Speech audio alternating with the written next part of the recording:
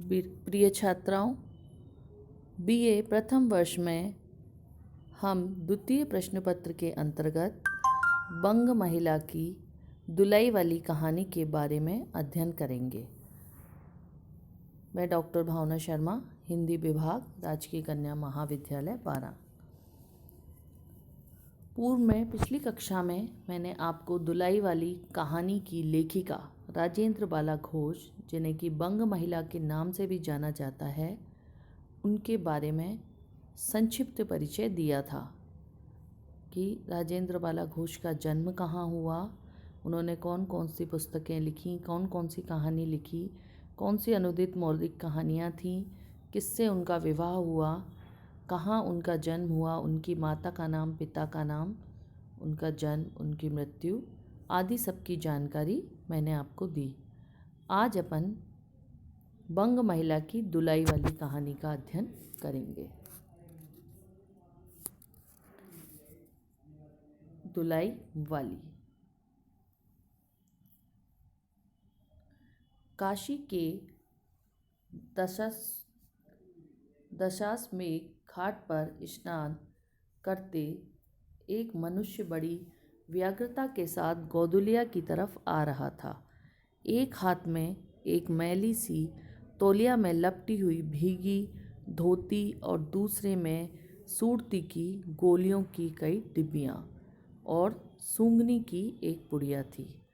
उस दिन के 11 बजे थे।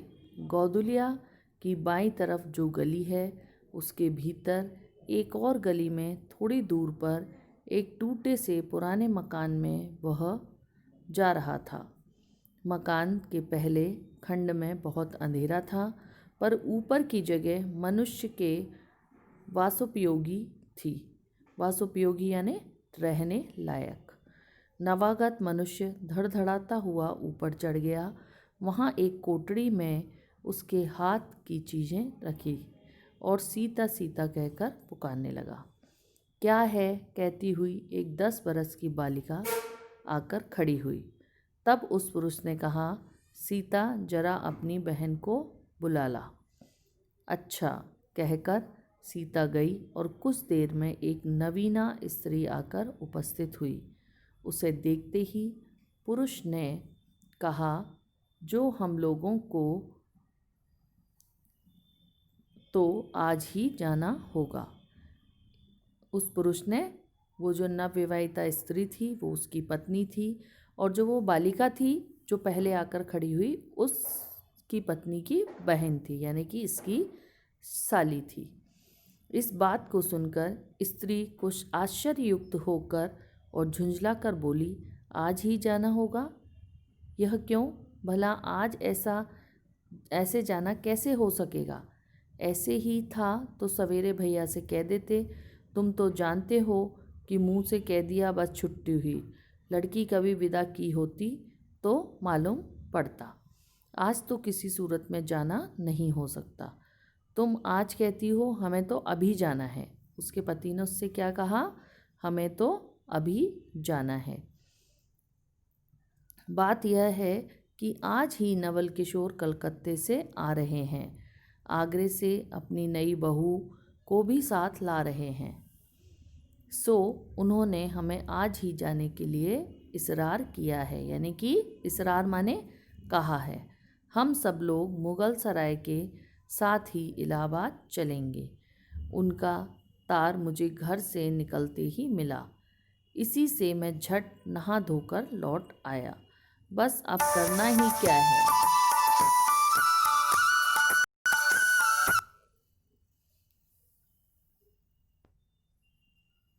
बस अब करना ही क्या है। उसने बड़ी आसानी से अपनी पत्नी से कहा कि अपन को अब करना ही क्या है, तुम फटाफट से तैयार हो जाओ। उसने बहुत आसानी से कह दिया, क्योंकि वह क्या था?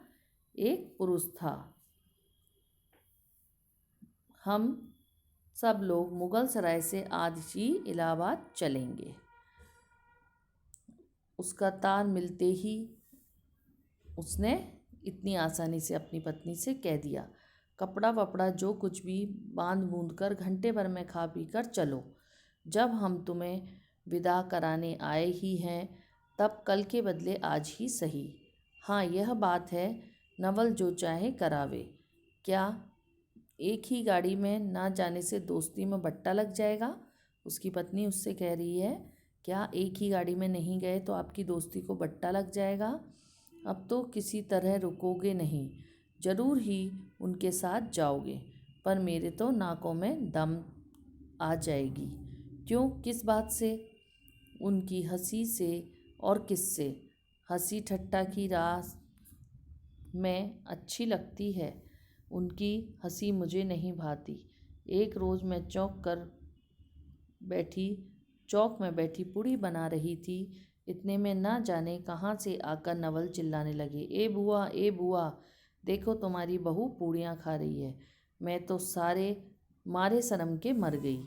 हाँ, भाभी जी ने बात उड़ा दी सही। वे बोली, खाने पहनने के लिए ही तो आई है, पर मुझे उनकी हंसी बहुत बुरी लगी। बस इसी से तुम उनके साथ जाना नहीं चाहती? उसके पति ने कहा, क्या इतनी सी बात है, इसी वजह से तुम उनके साथ जाना नहीं चाहती? अच्छा चलो, मैं नवल से कह दूंगा कि बेचारी कभी रोटी तो खाती ही नहीं, पूड़ी क्यों खाने लगी।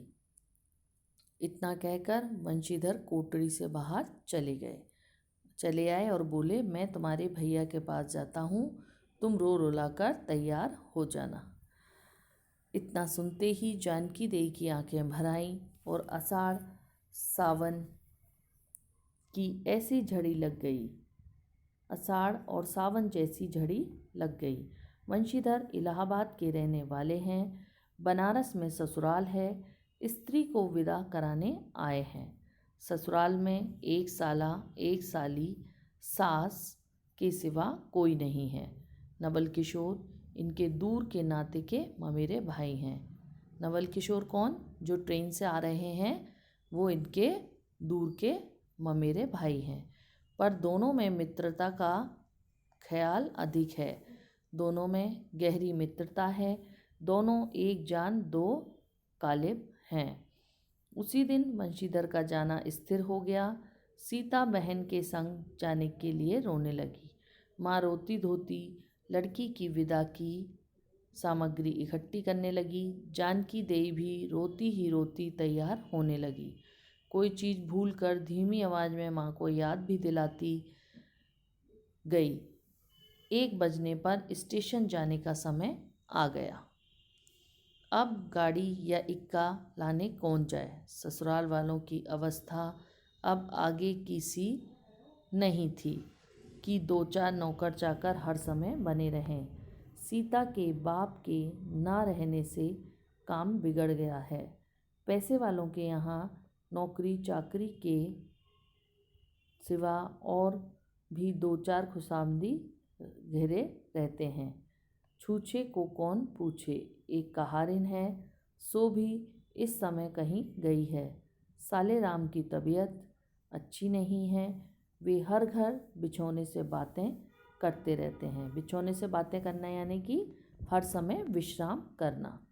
इस पर भी आप कहने लगे कि मैं धीरे धीरे जाकर कोई सवारी ले आता हूँ, नज़दीक तो है। वंशीधर बोले, नहीं नहीं, तुम क्यों तकलीफ़ करोगे, मैं ही जाता हूँ। जाते जाते वंशीधर विचारने लगे कि इक्के की सवारी तो भले घर की स्त्रियों के बैठने लायक नहीं होती, क्योंकि एक तो इतने ऊंचे पर चढ़ना पड़ता है, दूसरे पराये पुरुष के संग एक साथ बैठना पड़ता है। मैं एक पालकी गाड़ी ही लेकर आता हूँ, उसमें सब तरफ का आराम रहता है। पर जब गाड़ी वाले ने 1.5 रुपया किराया मांगा, तब वंशीधर ने कहा, चलो इक्का ही सही, पहुँचने से काम।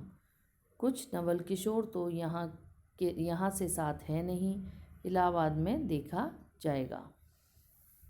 वंशीधर इक्का ले आए और जो कुछ असबाब था इक्के पर रखकर आप भी बैठ गए। असबाब यानी सामान।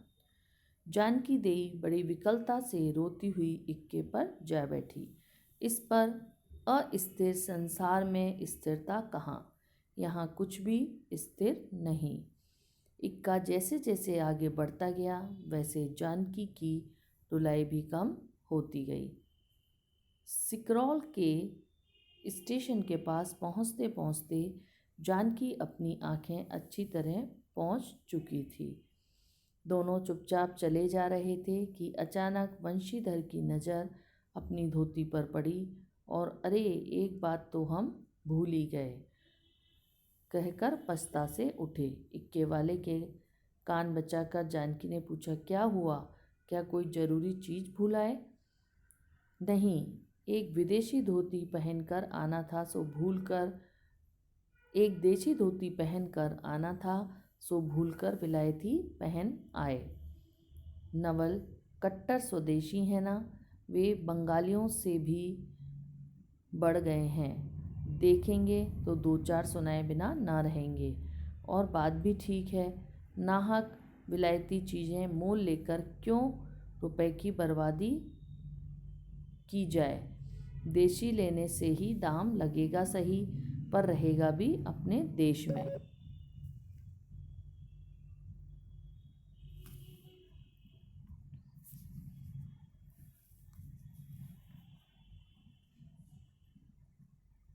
उन्होंने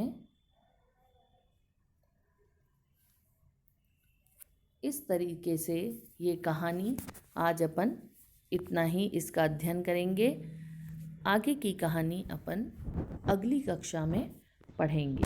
अपन ने दुलाई वाली कहानी बंग महिला, जिनका कि पूरा नाम राजेंद्र बाला घोष है, उसका आज अपन ने शुरू का अध्ययन किया। धन्यवाद।